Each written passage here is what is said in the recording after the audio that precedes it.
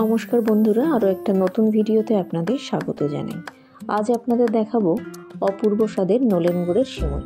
রেসিপিটা ভালো লাগলে লাইক করে শেয়ার করবেন আর নতুন ভিডিও দেখার জন্য চ্যানেলটাকে সাবস্ক্রাইব করবেন। আসুন রান্নাটা শুরু করা যাক। প্রথমে ফ্রাই প্যান গরম হলে হাফ চামচ ঘি দিয়ে দেবো। এই সময় গ্যাসের ফ্লেমটা লো টু মিডিয়ামে রাখবো।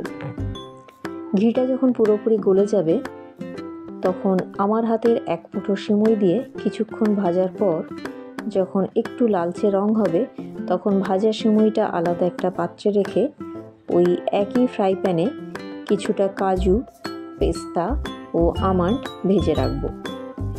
এই সময় কিন্তু আর নতুন করে ঘি দেব না।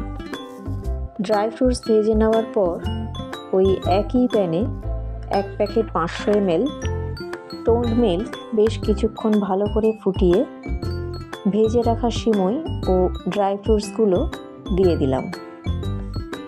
আমি কিন্তু এখানে এক প্যাকেট দুধে এক মুঠো সিমুই দিয়েছি। তারপর সিমুইটা যখন ভালো করে সেদ্ধ হয়ে যাবে তখন চায়ের কাপের হাফ কাপ গুড় দিয়ে দেবো। গুড়ের পরিমাণটা নিজেদের স্বাদ অনুযায়ী কম বা বেশি দিতে পারেন।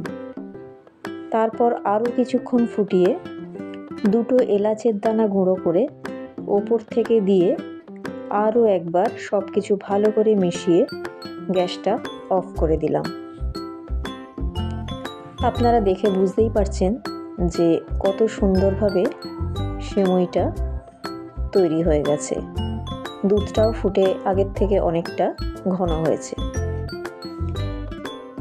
এবার একটা সার্ভিং বোলে ঢেলে একটু ঠান্ডা হলে পরিবেশন করব। আজকের রেসিপিটা কেমন লাগলো অবশ্যই কমেন্ট করে জানাবেন। আজ এখানেই শেষ করছি।